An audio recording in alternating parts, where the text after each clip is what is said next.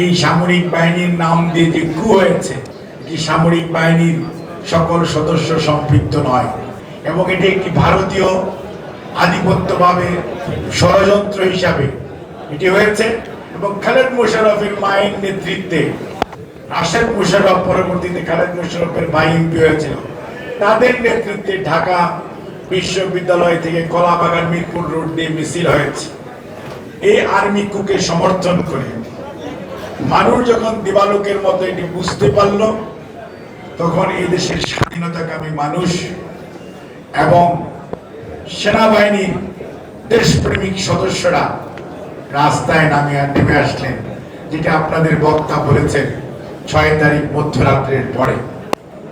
এবং তার মাধ্যমে ওই সিপাহী জনতার বিপ্লব, যেটা দেশপ্রেমিক টানে উজ্জীবিত, দেশপ্রেমের জন্য, দেশের স্বাধীনতা সার্বভৌমত্ব রক্ষার জন্য সিপাহী জনতা একাকার হয়ে স্বাধীনতার ঘোষক শহীদ রাষ্ট্রপতি জিয়াউর রহমানকে ওনার মইনুল রোডের বাসা থেকে মুক্ত করে সেকেন্ড বেঙ্গল রেজিমেন্টে নিয়ে চলে গেলেন। তার পরবর্তী ইতিহাস আপনারা জানেন। এবং এই যে জনতার ঐক্য, যখন দেশের বিরুদ্ধে যখনই কোনো ষড়যন্ত্র হয়েছে, মানুষ কিন্তু, নেতারা যাই করুক, মানুষ কিন্তু ঐক্যবদ্ধ থেকে দেশের পাশে থেকেছে। 71 সনেও দেখেন, যাদের স্বাধীনতা ঘোষণা করার কথা ছিল, তারা যখন কেউ আত্মসমর্পণ করেছে, কেউ পালিয়ে গেছে, যখন শহীদ জিয়া যখন স্বাধীনতার ঘোষণা দিয়েছে, সাধারণ মানুষ, ছাত্র জনতা এবং শ্রমিক শ্রেণী সহ এবং সামরিক বেসামরিক পুলিশ সদস্য সহ সবাই কিন্তু স্বাধীনতা যুদ্ধে ঝাঁপিয়ে পড়েছে।